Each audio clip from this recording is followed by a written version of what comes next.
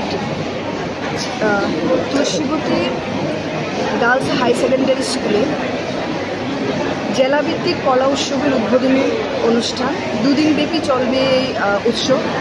এই উৎসবে প্রতি বছর 2015 থেকে প্রধানমন্ত্রী নরেন্দ্র মোদীজি এর সূচনা করেছেন এবং আগামী দিন বিকশিত ভারতের সংকল্পকে স্বপ্নকে বাস্তবায়িত করার উদ্দেশ্যে আমাদের এই কলা উৎসব। এবং এই কলা উৎসবে প্রত্যেকটি স্কুলে, ভারতবর্ষের প্রত্যেকটি স্কুলে ছাত্রছাত্রীরা যেন পুঁথিগত বিদ্যার পাশাপাশি ভারতবর্ষের ঐতিহ্য, সংস্কৃতি, শিল্পকলা এবং তার সাহিত্যের যে গুরুত্ব, তার প্রতি তাদের আগ্রহ এবং প্রত্যেক ছাত্রছাত্রীর মধ্যে পড়াশোনার পাশাপাশি যে বিভিন্ন ধরনের অভিজ্ঞতা বা বিভিন্ন ধরনের বিষয়গুলো সুপ্ত হয়ে আছে সেইগুলোকে প্রকাশিত করার জন্য এই এডুকেশন দপ্তরের দ্বারা আয়োজিত এই কলা উৎসব। এবং এই কলা উৎসবে আমি আমার রাজ্যের, আমার দেশের সমস্ত ছাত্রছাত্রীদের শুভেচ্ছা এবং অভিনন্দন জানাই আগামী দিনের জন্য, যে পুঁথিগত শিক্ষার পাশাপাশি এই কলা উৎসবের মধ্য দিয়ে তারা তাদের ভবিষ্যৎকে উন্নত করার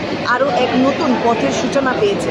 আজকের এই অনুষ্ঠানে তুলসীবতী স্কুলের আলোকিক মঞ্চে আমাদের মধ্যে এই অনুষ্ঠানে উপস্থিত থাকছেন যিনি আমাদের 20 নম্বর ওয়ার্ড কর্পোরেটর তথা আগরতলা পৌর নিগমের সেন্ট্রাল জোনের চেয়ারপারসন শ্রীমতী রত্না দত্ত মহোদয়া, পাশাপাশি এডুকেশন দপ্তরের বিভিন্ন দায়িত্বপ্রাপ্ত আধিকারিক সহ এই রাজ্যের পশ্চিম জেলার সমস্ত এই অনুষ্ঠানে অংশগ্রহণকারী সমস্ত ছাত্রছাত্রীরা আছেন।